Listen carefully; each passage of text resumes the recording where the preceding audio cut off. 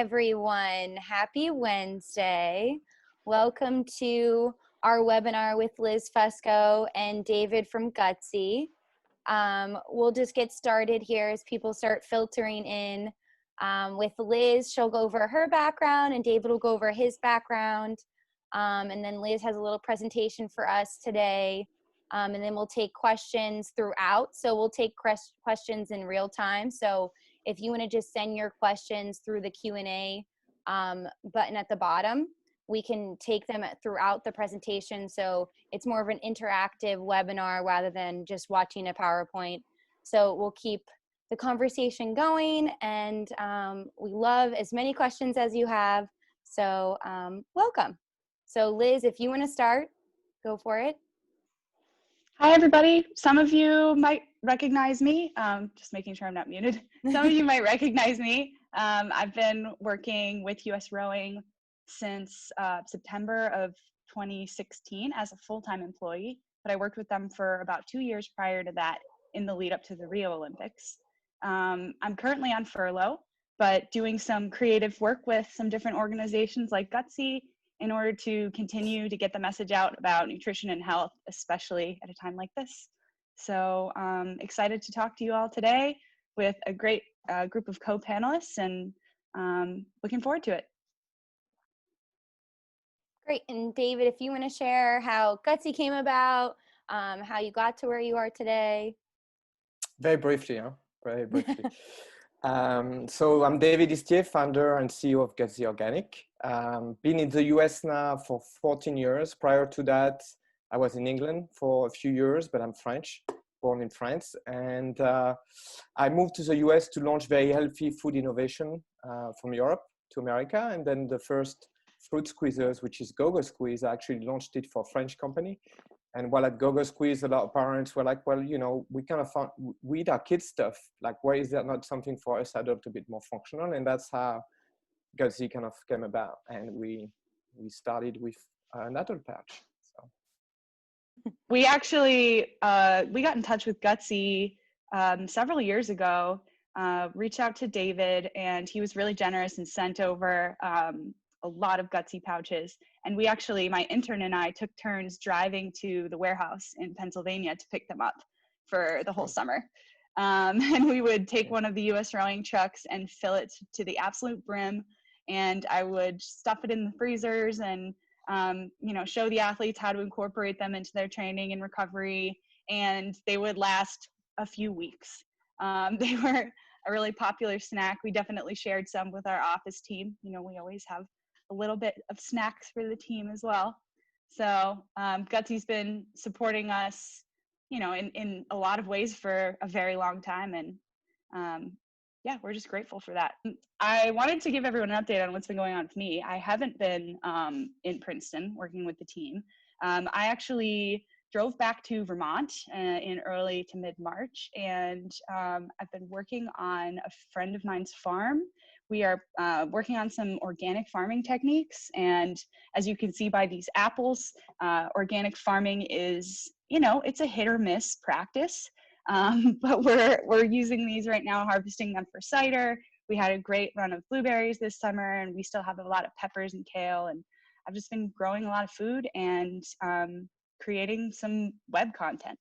So that's what's been Liz, going on with me. Liz, maybe you will sell us some apples at some point as well, you know? Oh, absolutely. They are really delicious. I picked a perfect one off the tree today. Nice. Okay. And David? All right. So what's been happening with us at Gutzy? Obviously, we, you know, I think we've all been affected by COVID-19.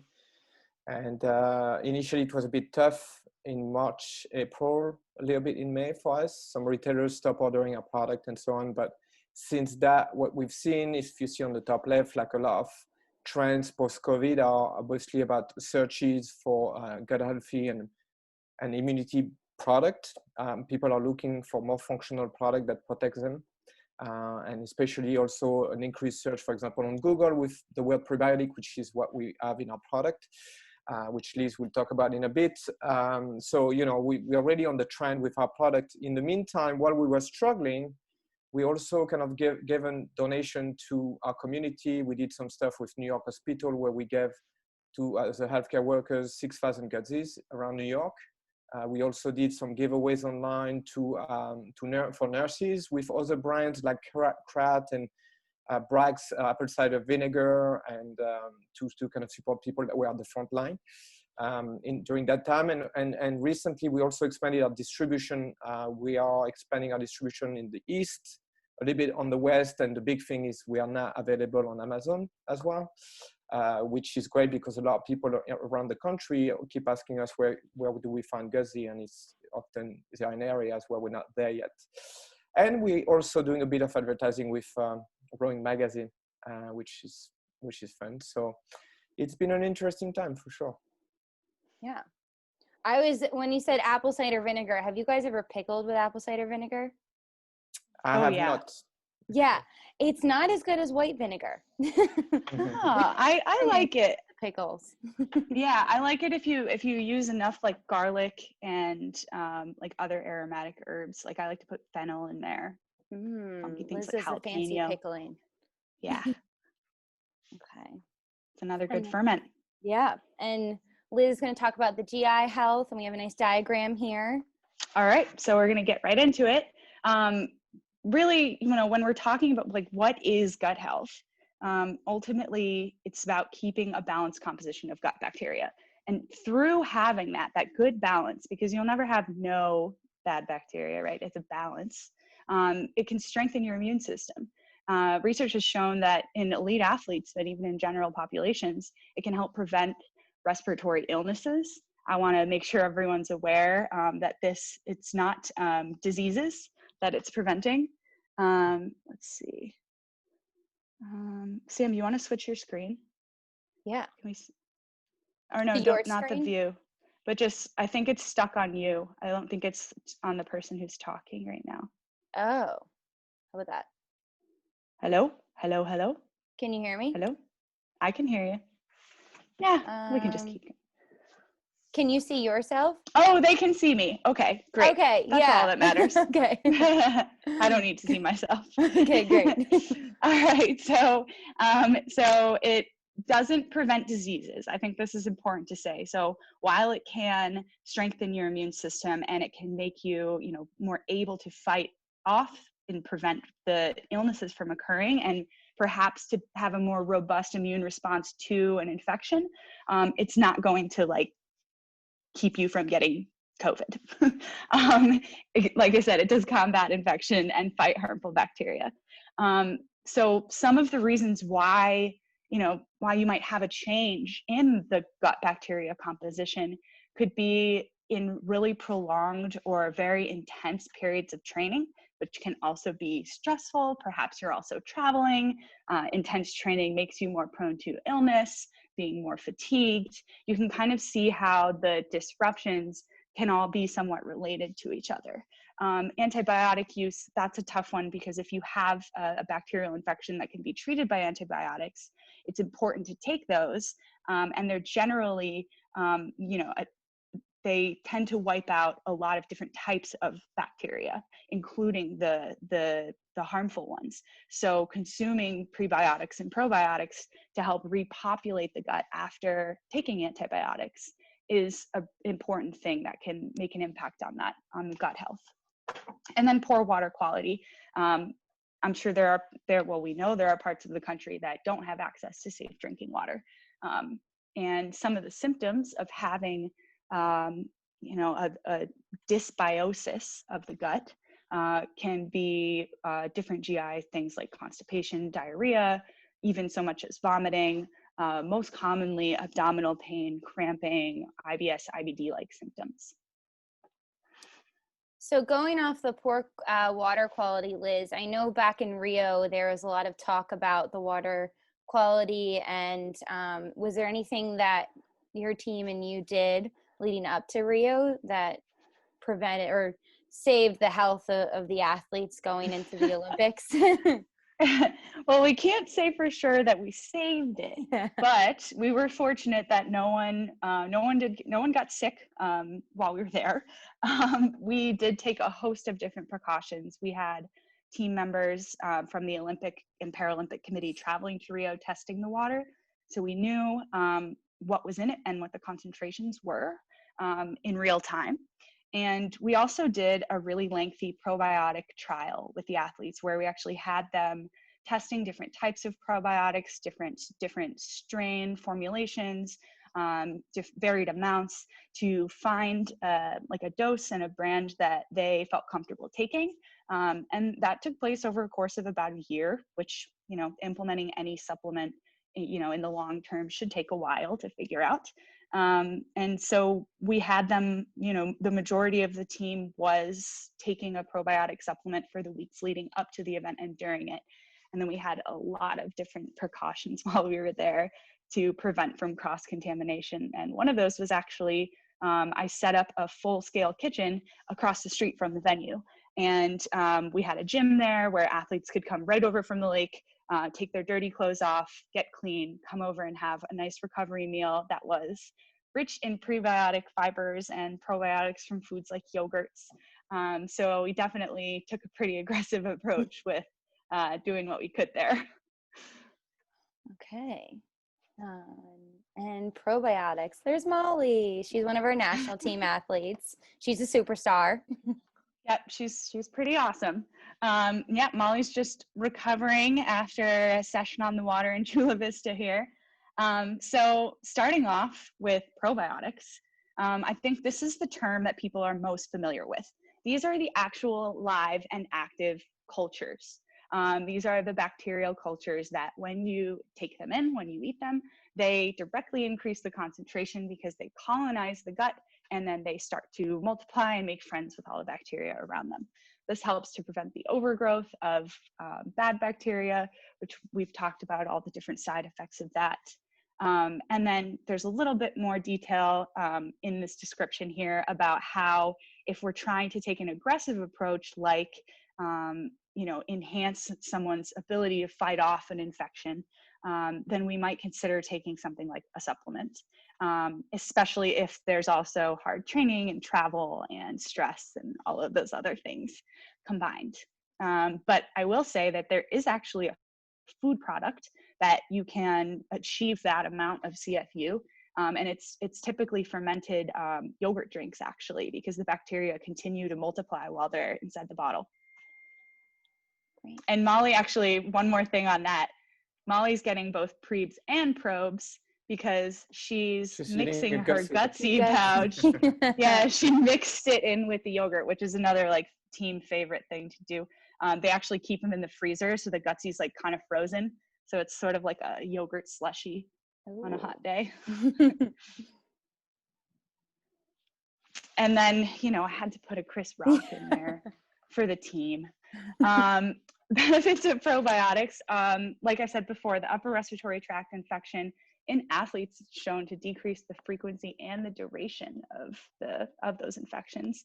It can help your body to combat infections in the common cold, improve your digestion. Research has shown that it can help you to produce a lesser allergic response, help fighting allergies. You know, one of the things that we don't talk a lot about is how those gut bacteria can help you to actually absorb vitamins and minerals. So it really is a symbiotic relationship with all these little beings. And then obviously being used to treat diarrhea and IBS, especially after something like a course of antibiotics. So Liz, do you recommend doing any type of probiotic or prebiotic kind of diet before you go traveling? Because I know like a lot of diseases spread like in airplanes, and when you're traveling, your immune system is affected that way. So I didn't know, especially with the athletes when they're going over to World Cups or World Champions, if you do anything different before traveling. Yeah, absolutely. I mean, one of the kind of central tenets of sports nutrition is that, you know, you're meeting people where they are at. So the athletes are choosing how aggressive of an approach they want to take with probiotic supplementation prior to travel. And that can be based on a lot of different things. Some athletes have a higher risk of getting sick when they're traveling. Some of them just have experience with having more GI issues, having more upper respiratory tract infections, and they want to try to take a more aggressive approach. And then there's another camp of athletes that doesn't feel that they have a different risk or that they benefit necessarily from probiotic supplementation. I think that the research is new and it's evolving, and we'll find out a lot more, I think, about the different strains of bacteria and which prebiotic fibers specifically stimulate those ones, and also how that differs from person to person, because the foods that you eat influence the type of bacteria that grows in your gut.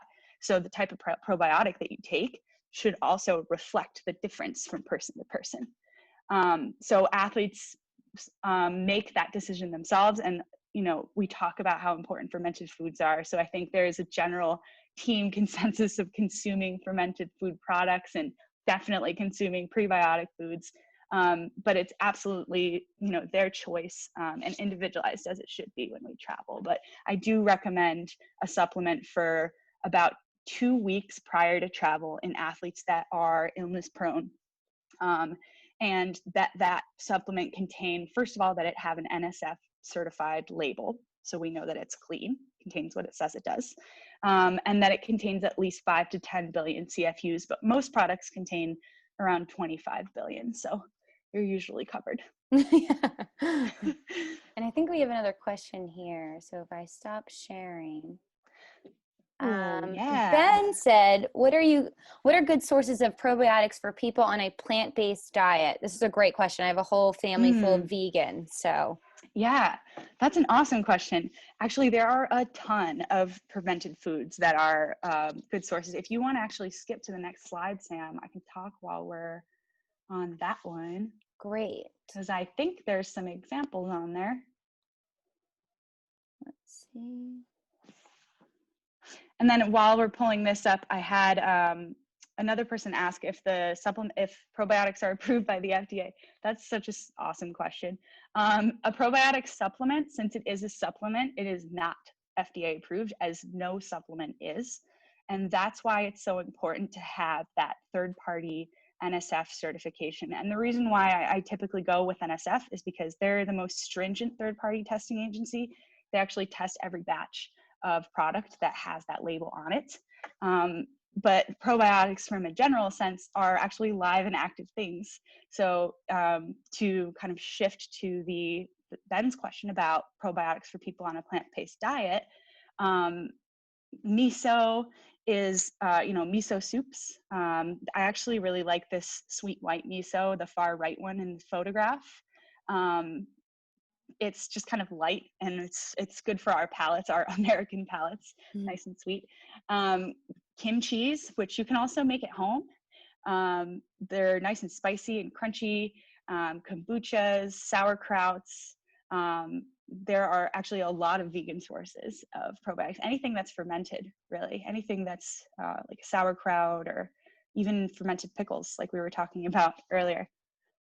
Yeah, my mom gets all the time. She went vegan, I think 1.5 years ago now, and she gets the vegan hot dogs, and she puts sauerkraut on the vegan hot dogs. So yeah, there you go. Perfect. And actually, some of those vegan hot dogs can be made with other foods that have probiotics in them, like tempeh and tofu. Oh yeah. So someone asked, like double. I know, I just kind of, someone asked, like, you're mentioning yogurt drinks a lot, which I know it's because I'm kind of obsessed with yogurt drinks. It's just a personal thing, especially this. We lost Liz. Sorry, there we go. I just had a scam caller. Especially this New York brand. I don't know. It's just, they're easy to grab. But yeah, I do love my dairy products. And just to rebound on you guys regarding plant-based diet and source of probiotics, I think for me during COVID, I kind of tested different strategies with food, and I lost 15 pounds. I didn't go like full vegan and whatnot, but I included, obviously, Gutzy is part of my diet, but also included a lot of the food, Liz, that you mentioned, like sauerkraut, kimchi, drinking kombucha, and then adding to that, which we'll talk about in a bit, with very leafy greens and things that are full of prebiotics as well, and combining all those things together make it very powerful. Definitely. Liz, can you see the Q&As? I can't access them. Yeah, I'm actually skimming through them, and I'm enjoying just kind of scamming through it. I can see them too, actually, Sam. Oh, great. Yeah. If you guys want to look, I can't click on the Q&A button if I'm sharing my screen. That's perfect. So someone asked if there's probiotics that have research behind them showing a benefit for aerobic performance. I think that's a really good question.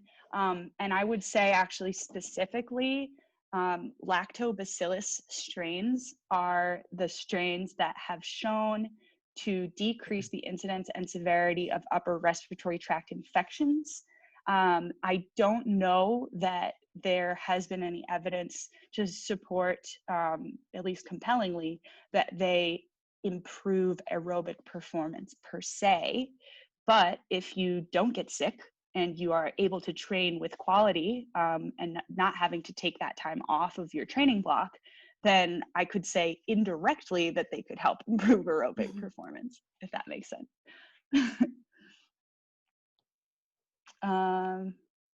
Yeah, I think we're ready to move on to prebiotics. Great. I took this picture on March 5th or 6th.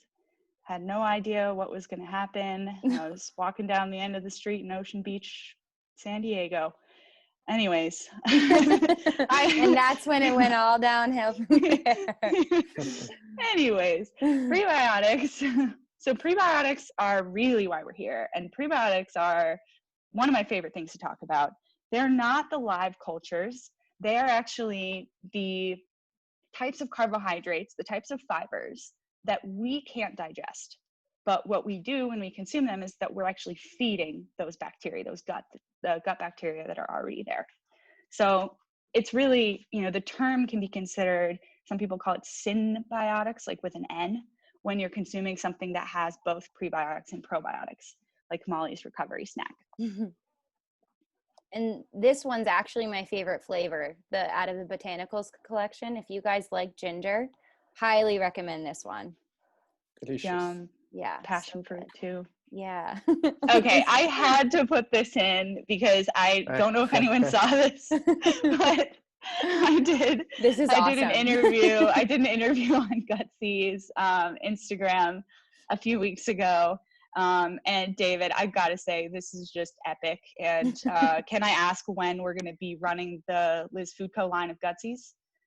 Well, soon, I guess. We're going to have to include leeks and onions and artichokes and so on. Liz, what flavor would you be?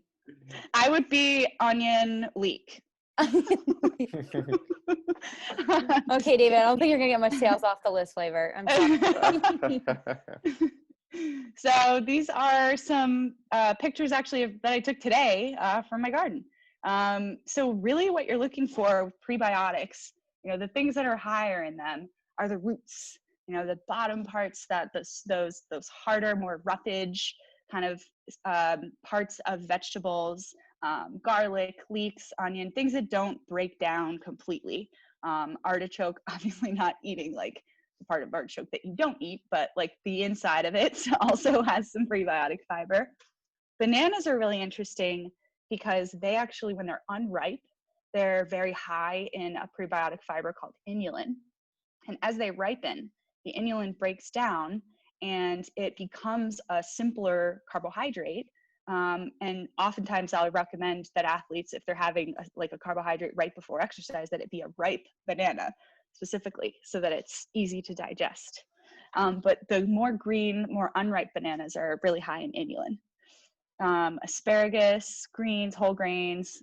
There's a lot of chicory root in different types of bars and cereals. And that's another very, prebiotic rich thing. There's a ton of different kinds, and I think we can move to the next slide now. Here's another picture of me with a root. There's a few other types of prebiotic fibers too. There's one called beta-glucan. I know Gutzy has a few varieties that have like an oat grain component, and that's what beta-glucan comes from. There's also some fructose They're called fructooligosaccharides. Those are actually from the fibers that are in different types of fruits. There's GOS, which comes from, again, lactose and dairy foods.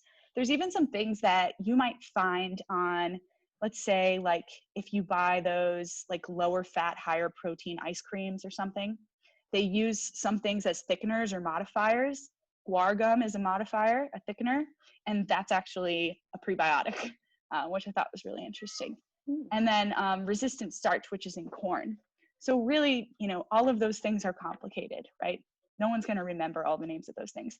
But I think the general sense here is that fruits and vegetables and roots and things that have roughage feed the gut bacteria and help them to multiply and to help you have a stronger immune system. So Liz, you said ice cream that's lower fat, higher protein. What kind is that?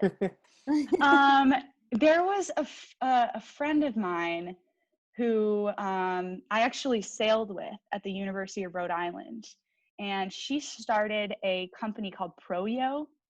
Do you remember those? Proyo, yeah. It was a company that had sent in like a bunch of like high protein frozen yogurts, and it's like a consistency that you can achieve if you are trying to cut the fat out, because fat is what gives ice cream its like creamy consistency, deliciousness. Yeah. So, you know, if you're gonna take that wonderfulness away, then you can actually, you know, replace it with these types of fibers, which is kind of cool. That's awesome. Yeah, I'd rather eat ice cream than a protein bar any day. So this is kind of cool. This is actually a ginger root that we grew. And it didn't get very big, but again, I'm just kind of just showing everybody some good photos from all the different types of prebiotic foods that we get. No, unfortunately, no free speed from probiotics, sadly.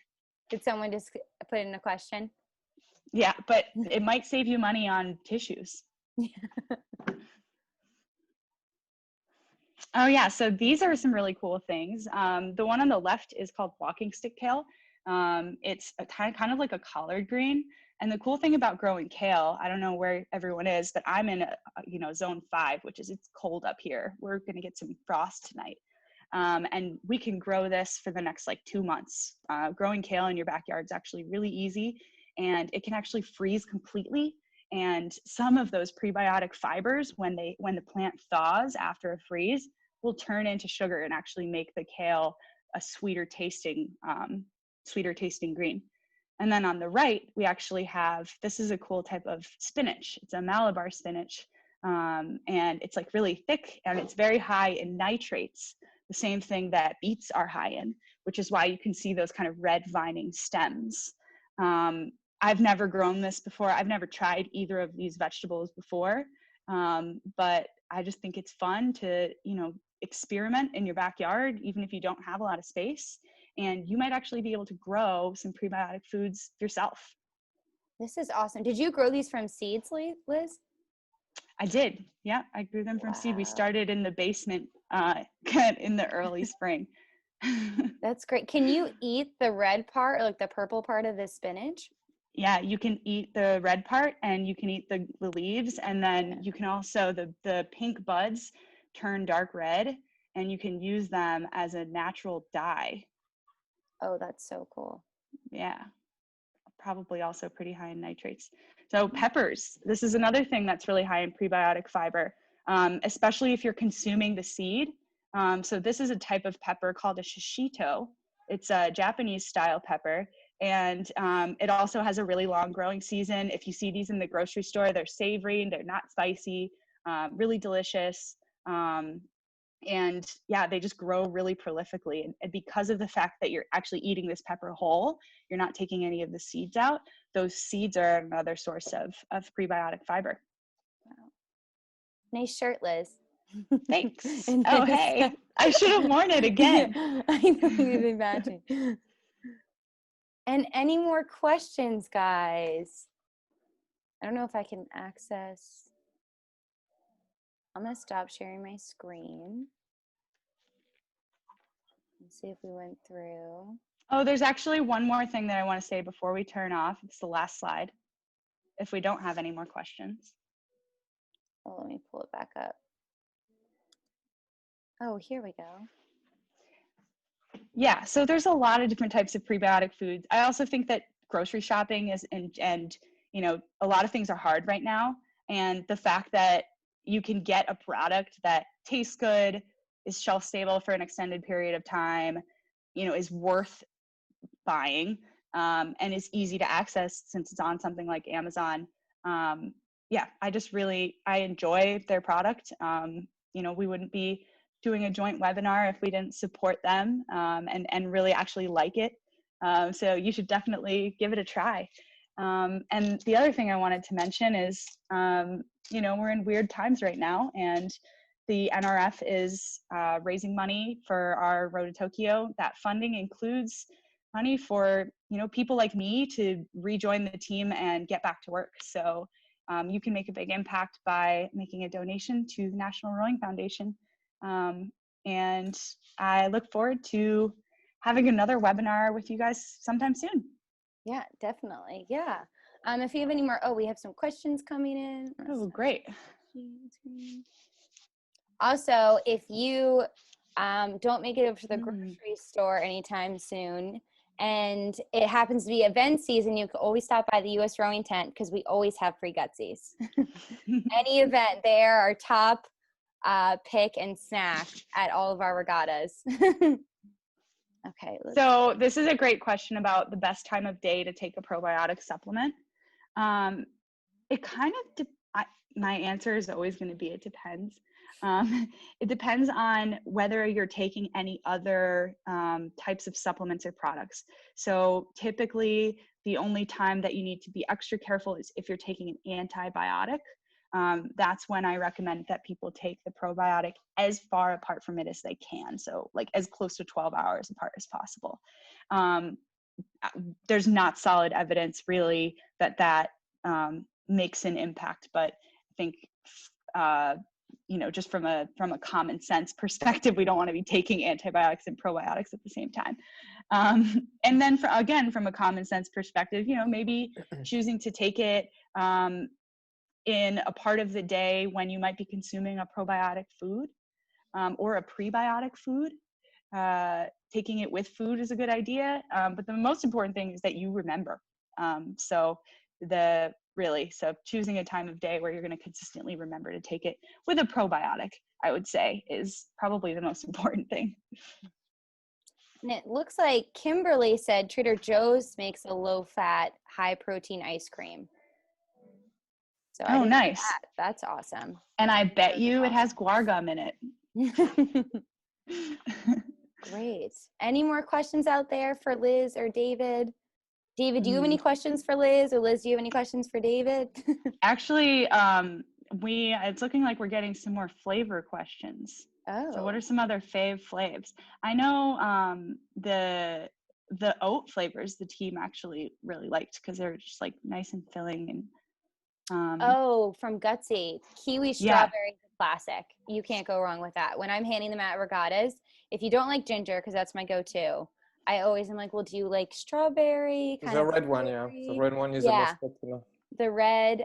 Well, yeah, based on sales, David, what do you see being the most popular? Yeah, I mean, the strawberry kiwi kale is the most popular, and then we have the banana does pretty well for us.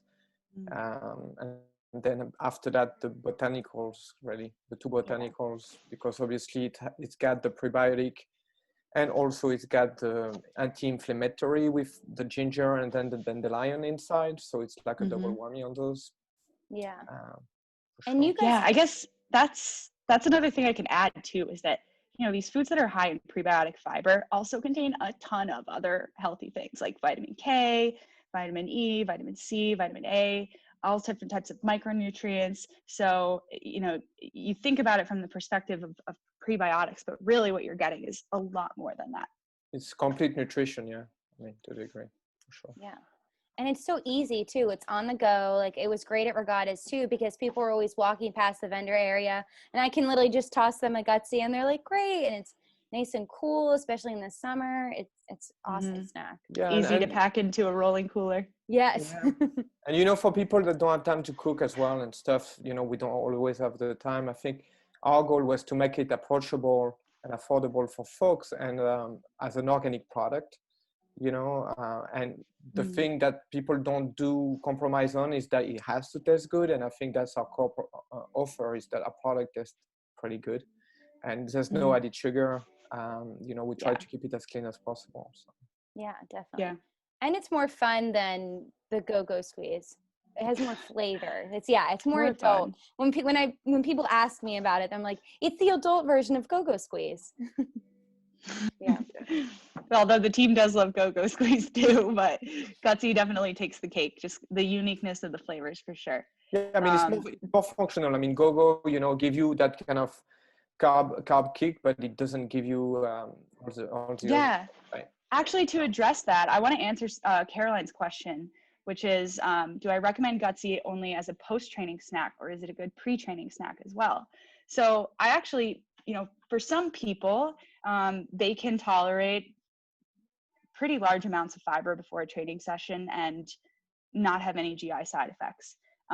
Generally speaking, if you have a slightly more sensitive stomach around training sessions, then I would recommend having higher fiber foods, which Gutzy falls into the category of, probably somewhere around like 2 or 3 hours before a training session. I will say that athletes do have them before training. Some athletes have them before training and feel perfectly fine. But to kind of like play with the GoGo squeeze, it is a simpler carbohydrate. It has no fiber in it, little to no fiber.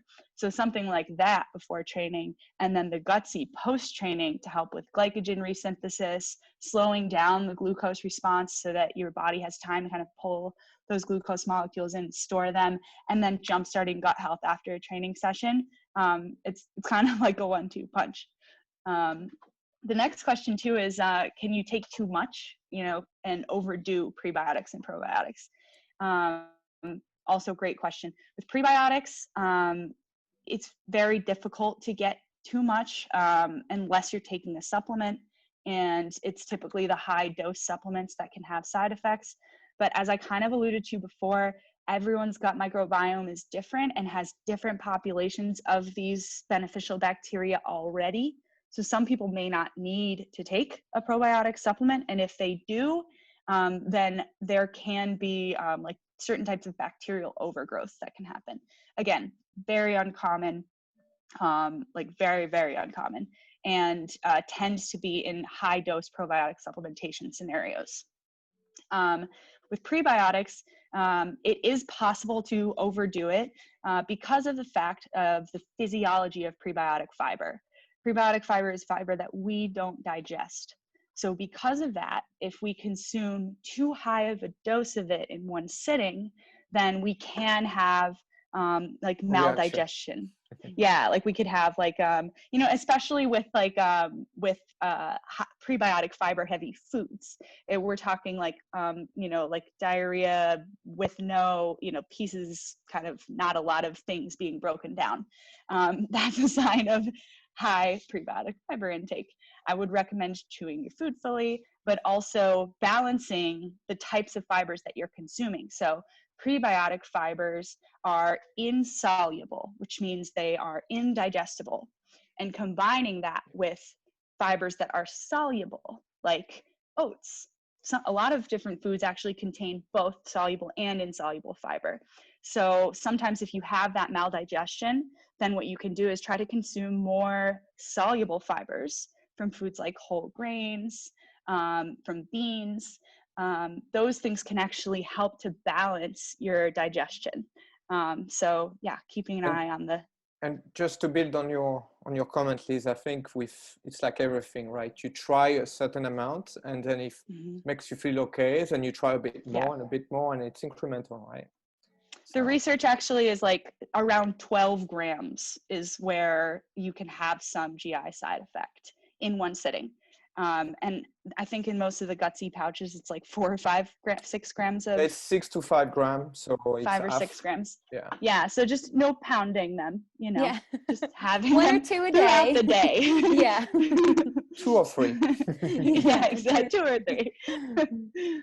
Yeah, so that's another really good question, though. And I think there's also a question about if they have dairy in them, and we are plant-based, so there's no dairy in Gutzy Organic. Yeah, and then I want to add too that you know, that's an interesting, when people say dairy, I think there's this like connection of like lactobacillus being dairy, but lactobacillus is just the type of bacteria. So there are kefirs, for example, water kefirs, coconut kefirs that contain lactobacillus bacterial strains. So, you know, don't feel like you have to avoid the lactobacillus types because you are following a plant-based diet. Great. Did you see Joel's question? Yes. So if anyone has any questions outside of prebiotics and probiotics, you can feel free to fill out my question form on my website. It's www.lizfood.com. You can also follow me on social media, Liz Fusco. If you have any questions for them, you can contact Liz through her website. David, do you want to give them your email or a way for them to contact you if they have any Gutzy specific questions? I think if they reach out to Liz, and then Liz, if you want to share any question that I can answer, you know. Okay. Awesome. Perfect. And I think Great. that's good. Happy hump day. We're almost at Friday. And I hope you guys all have a good night. Thanks for joining us, Liz and David. Thanks for the invite. Yeah. Nice hanging out with you all. Bye. Okay, guys. Bye.